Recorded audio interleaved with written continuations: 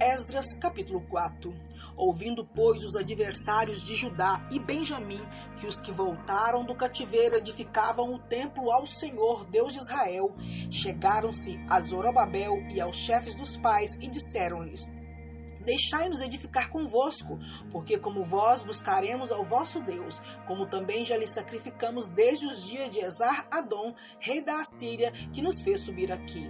Porém, Zorobabel e Jesua e os outros chefes dos pais de Israel lhe disseram: Não convém que nós e vós edifiquemos casa a nosso Deus, mas nós sozinhos a edificaremos ao Senhor Deus de Israel, como nos ordenou o rei Ciro, rei da Pérsia. Todavia, o povo da terra debilitava as mãos do povo de Judá e aquietava-os no edificar. E alugaram contra eles conselheiros para frustrarem o seu plano, todos os dias de Ciro, rei da Pérsia, até o reinado de Dario, rei da Pérsia. No reinado de Assuero, no princípio do seu reinado, escreveram uma acusação contra os habitantes de Judá e de Jerusalém. E nos dias de Artaxerxes, escreveram Bislão, Mitredade, Tabiel e os outros seus companheiros a Artaxerxes, rei da Pérsia, e a carta estava escrita em caracteres siríacos e na língua siríaca. Escreveram, pois, Reum, o chanceler, e Sinzai, o escrivão, uma carta contra Jerusalém ao rei Artaxerxes do teor seguinte. Então escreveu Reum, o chanceler, a Sinzai, o escrivão, e os outros seus companheiros, os dinaitas, afarsaquitas, tarpelitas, afarsitas, arquevitas, babilônios, susanquitas, beavitas, elamitas e outros povos que o grande e afamado Asnapar transportou e que fez habitar na cidade de Samaria e nas demais províncias da além do rio em tal tempo. Este, pois, é o teor da carta que mandaram ao rei Artaxerxes, teus servos, os homens da além do rio, em tal tempo. Saiba o rei que os judeus que subiram de ti vieram a nós em Jerusalém e reedificaram aquela rebelde e malvada cidade, e vão restaurando os seus muros e reparando os seus fundamentos.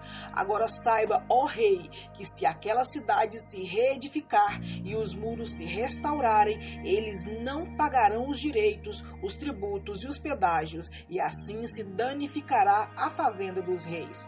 Agora, pois, porquanto somos assalariados do palácio, e não nos convém ver a desonra do rei, por isso mandamos avisar ao rei, para que se busque no livro das crônicas de teus pais, e acharás no livro das crônicas, e saberás que aquela foi uma cidade rebelde e danosa aos reis e províncias, e que nela houve rebelião em tempos antigos. Por isso foi aquela cidade destruída.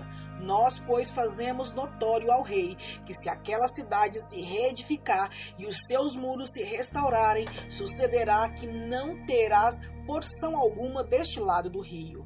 E o rei enviou essa resposta a Reumã, o chanceler, e a Sinsai, o escrivão, e aos demais seus companheiros que habitavam em Samaria, como também aos demais que estavam da além do rio.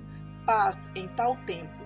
A carta que nos enviastes foi explicitamente lida diante de mim, e ordenando-o eu, buscaram e acharam que de tempos antigos aquela cidade se levantou contra os reis e nela se tem feito rebelião e sedição.